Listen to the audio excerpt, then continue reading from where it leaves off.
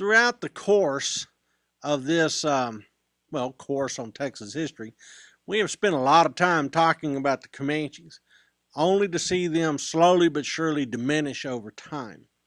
And the last couple of discussions we've had about it involved the United States military, as though a military solution was what really brought about the final collapse. Well, there's actually another factor as well, and that has to do with the great buffalo slaughter. But to understand the scope and sort of the timeline of the buffalo slaughter, let's go all the way back to 1491 and speculate on how many buffalo there might have been at the time that Columbus encounters the New World. Well, nobody knows.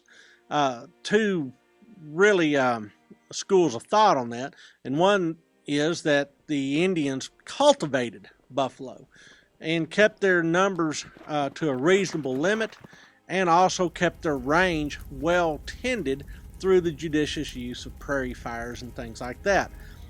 Well, there's no way of knowing that for sure, but one thing that we can point to is pretty good evidence that by the 1500s, there may have been some 50 million buffalo across North America, ranging all the way from the subarctic, all the way to nearly Alaska, to the Atlantic coast, and deep into Mexico, at least as far as, say, Zacatecas, San Luis Potosi, and Durango. Mostly east of the Rocky Mountains, but some west of the Rocky Mountains. Some subspecies, woods buffalo, plain buffalo. It was an amazing sight to the folks that first saw them. Well, this seemed like an inexhaustible resource to everybody that saw them. And so they started hunting them. And they hunted them for sport. They hunted them for trade. The Spanish Empire actually licensed ciboleros to go out onto the plains and hunt buffalo. When the horse arrives amongst the Indians start feeding that commercial traffic in buffalo products. But still, 50 million buffalo is a lot of buffalo. Remarkably, by the 1820s, there are no buffalo left east of the Mississippi. So this pressure on the buffalo does in fact start to curtail their massive numbers. Well, what is also going on in the 1800s is a growing market for buffalo products. Comanches build their empire on the back of the demand for buffalo products. And really that's what facilitates the Comanche Empire from the 1770s all the way into the early 1800s. So the buffalo are starting to have some pressure on them, but still they can weather this sort of pressure, or can they? One of the things that also starts to make inroads into this massive number of buffalo are domestic cattle diseases. Buffalo start to lose their calves and lose their health. Well, from the 1830s to the 1850s, we start to see a shift amongst the indigenous peoples of the Great Plains to overkilling the buffalo. So we've gone from conserving their numbers and making sure that we don't kill more than can be replaced through natural increase. Now we see Indians feeding a commercial killing operation that is supplying American markets, the fur and hide trade. Well, if you're trying to get the best hides in the hands of customers, you kill the cows. Buffalo cows have the best hides that are easiest to work with. Well, if you're killing the animals that can reproduce and carry calves, you're starting to really ramp up the pressure on this buffalo population. Well, trade diminishes as Indian groups and markets are disrupted by disease, pandemics. The Comanches had some smallpox issues, typhus, cholera outbreaks, things like that. And the American Civil War disrupts these markets.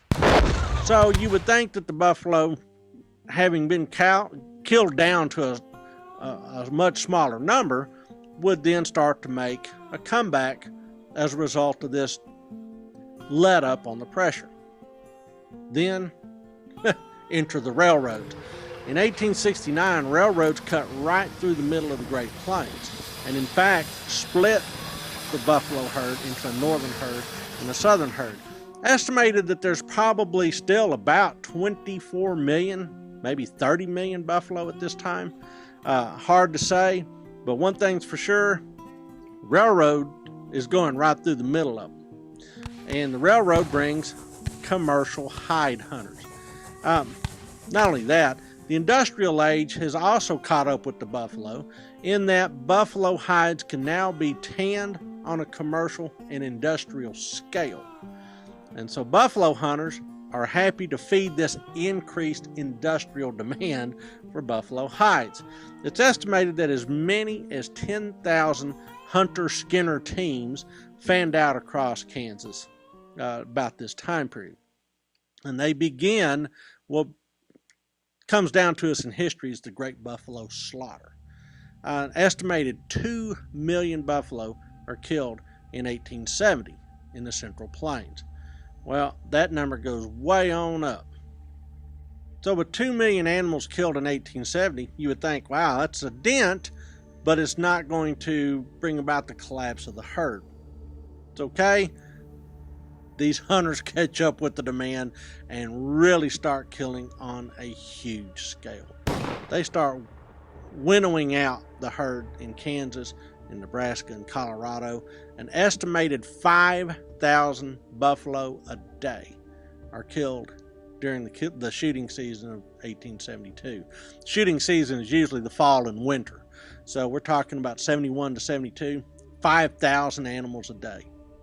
One railroad employee claimed that he could walk for 100 miles along the tracks, stepping from one buffalo carcass to another. That's a lot of dead buffalo. Well, not only are they shipping hides back east, but as the buffalo decompose, the only thing they're really harvesting is the hides.